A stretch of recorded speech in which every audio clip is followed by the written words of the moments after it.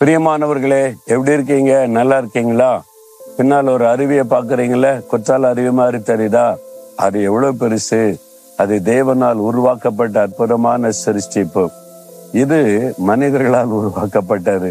நம்முடைய ஜெபமலையில ஒரு அருவி ஃபீலிங் இருக்கணும் என்பதற்காக செயற்கையாய் உருவாக்கி இருக்கிறோம். இந்த பகுதியில் உட்கார்ந்து தியானிப்பதற்கான பெஞ்சுகள்லாம் போடப்பட்டு இருக்கிறது. நிறைய பேர் ஜெபமலைக்கு வந்து தங்கி ஜெபிக்கிறவங்க மாலை நேரம் அதிகாலை நேரத்துல இருந்து உட்கார்ந்து வசனத்தை தியானிப்பாங்க. அதுக்காகத்தான் இது அழகாக அமைக்கப்பட்டு இருக்கிறது. சரி, நீங்களும் இங்க வந்தீங்கன்னா இந்த மாதிரிலாம் பார்த்து ரசிக்கலாம். ஆண்டவருடைய பாதத்துல உட்கார்ந்து தியானித்து அவருடைய பிரசன்னத்துல களி கூறலாம். சரி, இப்பொழுதும் ஆண்டவரிடத்துல ஜெபிக்க வேண்டிய பலவிதமான ஜெபம் இருக்குதுல்ல. சுகத்துக்காக ஜெபிக்கிறோம், விடுதலைக்காக ஜெபிக்கிறோம், ஒரு ஆசீர்வாதத்துக்காக ஜெபிக்கிறோம், ஒரு காரியம் வாய்க்கணும்னு ஜெபிக்கிறோம், ஞானத்துக்காக ஜெபிக்கிறோம், நிறைய காரியத்துக்கு ஜெபிக்கிறோம். அவர் எல்லா ஜெபத்துக்குமே பதில் தருகிறார். நாம ஜெபிக்க வேண்டிய முக்கியமான ஒரு ஜெப குறிப்பை இன்றைக்கு வேதத்துல சொல்லப்பட்டிருக்கிறதை பார்க்க போகிறோம். 119 சங்கீதம் 18வது வசனத்துல ஒரு பக்தன் சொல்றார், உமது வேதத்தில் உள்ள அதிசயங்களை நான் பார்க்கும்படிக்கு என் கண்களை திறந்தருளும். ஆண்டவரே, உம்முடைய வேதத்தில் இருக்கிற அதிசயங்களை நான் பார்க்கணும், அதற்கு என் கண்களை திறந்தருளும். கண்ணை திறந்துதானே இருக்கு, திறந்துதானே வாசிக்க முடியும்னா இது மாம்ச கண்கள். மாமிச கண்களினால பார்க்க முடியும், வாசிக்க முடியும். அதிசயங்களை நம்ம பார்க்க முடியாது. இந்த வேதத்துக்குள்ள நிறைய அதிசயம் இருக்கிறது.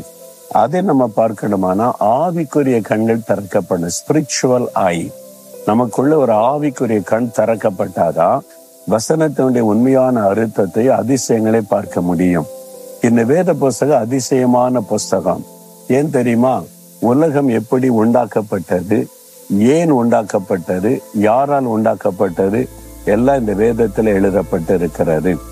மனிதன் எதற்காக உண்டாக்கப்பட்டான், மனிதன் எப்படி உண்டாக்கப்பட்டான், அவனுடைய முடிவு என்ன, எல்லாம் இந்த வேதத்தில் எழுதப்பட்டு இருக்கிறது.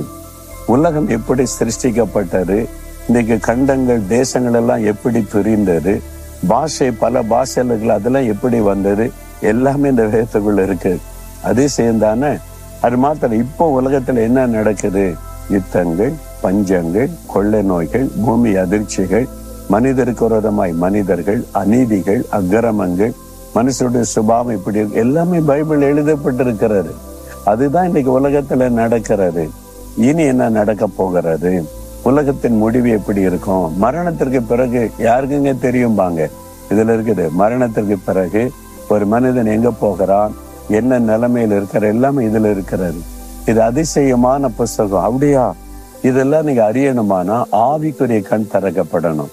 ஆனால் தான் இந்த வேதத்தை வாசிக்கும் போது, ஆண்டவரே என் ஆவிக்குரிய கண்களை திறந்தருளும், இதில் இருக்கிற அதிசயங்களை நான் பார்க்கணும், எனக்கு சொல்லி தாரும். இதெல்லாம் பலவிதமான மனிதர்களை வைத்து கர்த்தர் எழுதினாலும் எழுத வைத்தவர் ஒருவர் தான், ஆவியானவர். கர்த்தர் பரிசுத்த ஆவியானவரை கொண்டு இதெல்லாம் எழுதி கொடுத்ததுனாலதான் இதுல பெரும்பாலும் கர்த்தருடைய வார்த்தைகள் இருக்கிறது.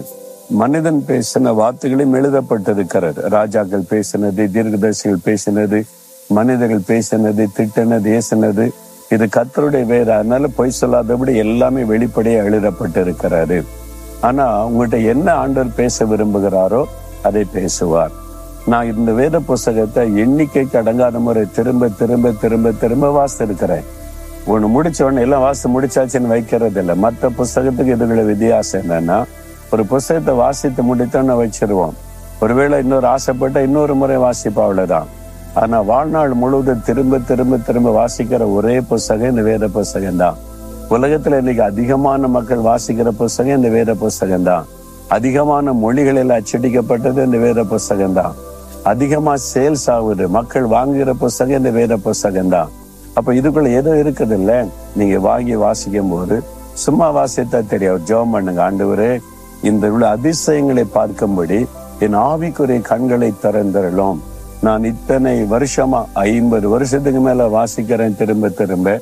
இப்பவும் அதை வாசிக்க முன்னால ஜெபம் செய்வேன், ஆண்டவரே உங்களுடைய வசனத்தை கொண்டு என்னோட பேசும், அதுல இருக்கிற அதிசயங்களை பார்க்கணும், உண்மையான அர்த்தத்தை எனக்கு சொல்லி தாரும்.